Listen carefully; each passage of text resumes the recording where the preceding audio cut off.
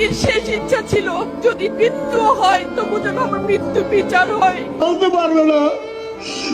সব আলোচনা গুঞ্জন আর প্রশ্নের অবসান ঘটিয়ে অবশেষে প্রকাশ্যে এলেন শহীদ শরীফ ওসমান হাদির স্ত্রী।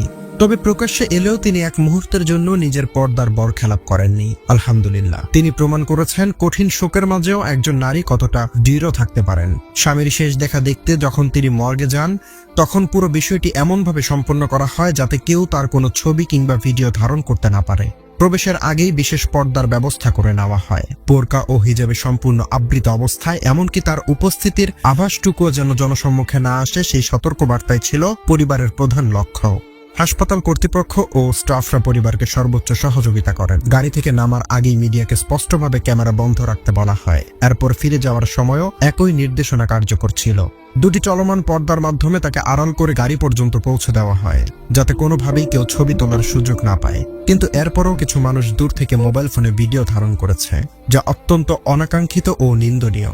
এমনকি জাতীয় দৈনিক বাংলাদেশ প্রতিদিন বিনা অনুমতিতে একটি ভিডিও প্রকাশ করেছে, যা ব্যক্তিগত গোপনীয়তার সুস্পষ্ট লঙ্ঘন। এমন একটি জনপ্রিয় সংবাদ মাধ্যম থেকে এরকম কাজ সত্যি নিন্দনীয়। তথ্য অনুযায়ী শরীফ ওসমান হাদি 2020 সালে অবসরপ্রাপ্ত পুলিশ সুবেদার সুলতান আহমেদের কন্যা রাবেয়া শম্পাকে বিয়ে করেন। 2024 সালের 21শে ফেব্রুয়ারি তাদের সংসারে জন্ম নেয় এক পুত্র সন্তান। পরিচিত মুখ হওয়া সত্ত্বেও হাদির স্ত্রীকে কেউ কখনো দেখেননি। পরিবারের বাইরে কেউ তাকে চিনতেনও না। এখানেই বোঝা যায় তিনি কতটা পর্দাশীল ও আত্মমর্যাদাশীল।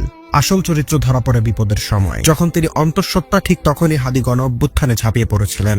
এমন একটি সাহসী সিদ্ধান্তের পেছনে নীরব সমর্থন ও মানসিক শক্তি যে ছিল তা অস্বীকার করার কোনো সুযোগ নেই। হাদির মৃত্যুর পর অনেকেই প্রশ্ন তুলেছিলেন কেন তার স্ত্রী সামনে আসছেন না। অনুসন্ধানে জানা গেছে তিনি কোনো পরিস্থিতিতেই পর্দা ভাঙতে রাজি নন। তাই শোকের গভীরতম মুহূর্তে তিনি নিজেকে লোকচক্ষুর আড়ালেই রেখেছেন। সমালোচকেরা বলছেন, যেখানে আবেগ দেখিয়ে ভাইরাল হওয়া যেত, সহানুভূতি করানো যেত, সেখানে তিনি একেবারেই বিপরীত পথ বেছে নিয়েছেন। সুবহানাল্লাহ। ওসমান হাদিকে নিয়ে বিতর্ক হতে পারে, মতভেদ থাকতে পারে, কিন্তু এই নারী নীরবতা, সংযত আর আত্মনিয়ন্ত্রণ আমার কাছে জীবনের সবচেয়ে কঠিন পরীক্ষায় উত্তীর্ণ হওয়ার মতোই মনে হয়েছে। একই সঙ্গে এখানে নিরাপত্তার প্রশ্নটিও গুরুত্বপূর্ণ। হাদির মৃত্যুর সবচেয়ে বড় ধাক্কা লেগেছে তার পরিবারে, বিশেষ করে তার 10 মাস বয়সী শিশু সন্তান ও সেই পর্দাশীল স্ত্রীর ওপর, যিনি চাইলেও প্রকাশ্যে কিছু বলতে পারতেন না। হাদি ছিলেন এমন একজন মানুষ যিনি স্ত্রীর জন্য নিজ হাতে ঘরের কাজ করতেন, রান্নার প্রস্তুতি নিতেন। তার মধ্যে কোনো ভণ্ডামি বা তথাকথিত পুরুষ অহংকার ছিল না। তাই স্ত্রীর সম্মান রক্ষায় মিডিয়ার সামনে না আসার সিদ্ধান্তটাই ছিল সবচেয়ে স্বাভাবিক। আল্লাহ তাআলা যে সময়টুকু তার জন্য নির্ধারিত করেছিলেন, হাদির জীবন ঠিক ততটুকুতেই পূর্ণ হয়েছে। এরপর তিনি তার রবের ডাকে সাড়া দিয়েছেন। এছাড়া মৃত্যুর কিছুদিন আগে ওসমান হাদি এক জনসমাবেশে সবার সামনে দীপ্ত কণ্ঠে বলেছিলেন, যদি আমার মাথায় কিংবা বুকে গুলি করা হয় তবে রাষ্ট্রের কাছে আমার একটাই চাওয়া থাকবে, আমার ঘাতককে গ্রেফতার করে সুষ্ঠু বিচারে নিশ্চিত করা হোক। এবং এক্সট্রা কোনো সিকিউরিটি লাগবে না, শুধু আমাদেরকে যদি কেউ গুলি করে মেরে ফেলে তাকে যেন ধরে বিচার করা হয়। বিচার করতে না পারেন তাহলে নতুন কেউ জন্মাবে না, শুধু এই জন্য তার বিচার করে ফেলতে হবে, আর কিছু স্পেশাল কি নির্মম, কি ভয়াবহ ভাগ্যের পরিহাস। এই কথার কিছুদিনের মধ্যেই ঠিক মাথায় গুলিবিদ্ধ হয়ে লুটিয়ে পড়েন ওসমান হাদি।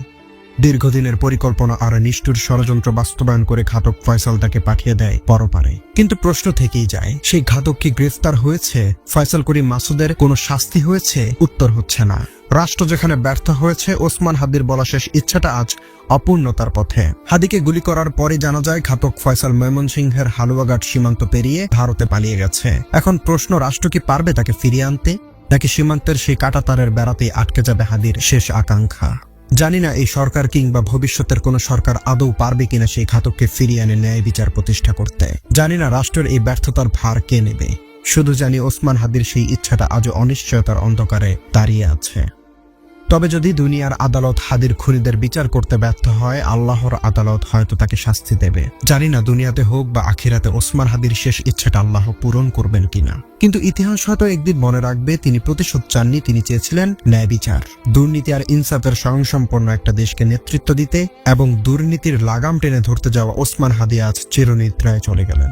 গতকাল বাংলাদেশের অন্তর্বর্তী সরকারের প্রধান উপদেষ্টা পরিষদের সদস্যরা, রাজনীতিবিদ এবং লাখো সংখ্যক মানুষের অংশগ্রহণে জানাজার পর ইনকিলাব মঞ্চের আহ্বায়ক ও গুলিতে নিহত শহীদ ওসমান হাদির জানাজা শেষে তার দাফন সম্পন্ন হয়েছে। আপনাদের কাছে আমার কোনো দাবি নেই, শুধু একটি দাবি, 7 থেকে 8 দিন হয়ে। তবে প্রথমে জানাজার জায়গা এবং পরে শাহবাগ থেকে হাদির খুনিদের বিষয়ে সুনির্দিষ্ট তথ্য চেয়ে 24 ঘন্টার সময় বেঁধে দিয়ে কর্মসূচি শেষ করে ইনকিলাব মঞ্চ। ওসমান হাদিকে দাফন করা হয়েছে ঢাকা বিশ্ববিদ্যালয়ের জাতীয় কবি কাজী নজরুল ইসলামের সমাধির পাশে। দাফনের সময় ওসমান হাদির পরিবারের সদস্য, ইনকিলাব মঞ্চের নেতাকর্মী, ডাকসু প্রতিনিধি ও বিশ্ববিদ্যালয়ের উপাচার্য সহ প্রশাসনের সদস্যরা উপস্থিত ছিলেন। এর আগে জাতীয় সংসদ ভবনের দক্ষিণ প্লাজায় শনিবার বেলা 2:30টায় ওসমান হাদির জানাজা অনুষ্ঠিত হয়। সেখানেও দেখা গেছে বিপুল সংখ্যক মানুষ। নামাজে জানাজা শুরু হওয়ার আগে দেওয়া বক্তব্যে নিহত ওসমান হাদির ভাই আবু বকর সিদ্দিকী প্রশ্ন তোলেন, রাজধানীতে প্রকাশ্যে দিবালোকে ওসমান হাদিকে গুলি করার পর তার হত্যাকারীরা কিভাবে পালিয়ে গেল? সে গুলি করে যদি পার পেয়ে যায়, এর চেয়ে লজ্জার আমাদের আর কিছু নাই। অন্যদিকে ইনকিলাব মঞ্চের সদস্য সচিব আব্দুল্লাহ আল জাবের বলেছেন, ওসমান হাদির খুনিদের গ্রেফতারে আমরা 2টা ঘোষণা দিচ্ছি। আগামী 24 ঘন্টার মধ্যে স্বরাষ্ট্র উপদেষ্টা এবং সহকারী খোদা বকশ চৌধুরীকে জনতার সামনে এসে বলতে হবে যে এই 1 সপ্তাহে সে কি অগ্রগতি করেছে। যদি সে এর জবাব দিতে না পারে তাহলে তাকে অবশ্যই পদত্যাগ করতে হবে। শনিবার ওসমান হাদিকে দাফনের পর বিকেল 5টায় রাজধানীর শাহবাগ মোড়ে তিনি এসব কথা বলেন এবং রোববার বিকেলে 5টায় পুনরায় শাহবাগে অবস্থান কর্মসূচি ঘোষণা করে শনিবারের মতো কর্মসূচি শেষ করেন। সমাবেশে ইনকিলাব মঞ্চের পক্ষ থেকে 2টা দফা দাবি ঘোষণা করেন। একটা হলো ওসমান হাদির হত্যাকারী, হত্যার পরিকল্পনাকারী, সহায়তাকারী সহ সবাইকে গ্রেফতার করে বিচারের আওতায় নিয়ে আসতে হবে। আরেকটা হলো civil, military, intelligence, Awami League দোসরদের অতি দ্রুত গ্রেফতার করতে হবে। স্বরাষ্ট্র উপদেষ্টাকে উদ্দেশ্য করে জাবির বলেন, যখন এই গুলির কথা বলা হয় তখন আপনি পেঁয়াজ রসুনের আলুর আলাপ করেন। আপনি কিসের স্বরাষ্ট্র উপদেষ্টা মিয়া? একজন স্বরাষ্ট্র উপদেষ্টার যে ধরনের ভারিক্কি দরকার ওইটা কি তার মাঝে আছে? আমরা জুলাই পরবর্তীতে যারা আসছে প্রত্যেককে সম্মান করতে চাই, কিন্তু সম্মান করার মতো কতটুকু উপকার হয়েছে? আমরা ওসমান হাদিরে হারাইছি।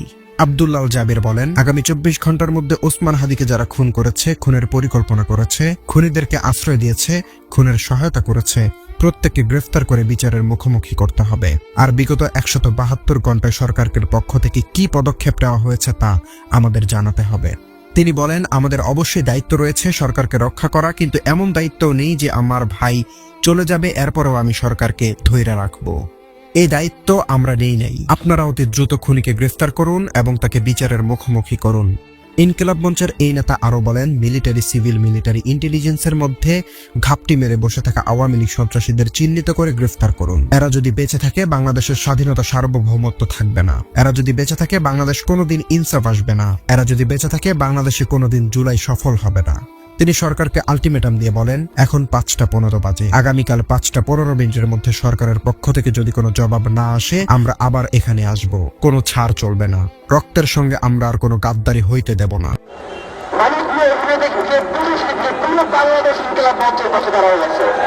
প্রিয় দর্শক, আপনারাও নিজ নিজ জায়গা থেকে হাদির অপরাধীদের গ্রেফতারের দাবিতে আওয়াজ তুলুন এবং পরিশেষে আল্লাহর কাছে দোয়া রইল, শহীদ ওসমান হাদিকে আপনি জান্নাতের সর্বোচ্চ স্থান দান করুন। তার পরিবারকে আপনি নিরাপত্তার চাদরে ঢেকে দিন। এই কষ্ট সইবার ক্ষমতা দিন। হাদির ইচ্ছেটাও যেন পূরণ হয়, সেই দোয়াও রয়ে গেল। ভিডিও শেয়ার করে সকলের কাছে ছড়িয়ে দিন। আজকের মতো এখানেই বিদায় নিচ্ছি। দেখা হবে পরবর্তীতে নতুন কোনো ভিডিওতে। ততক্ষণ সবাই ভালো থাকুন, সুস্থ থাকুন। আল্লাহ হাফেজ।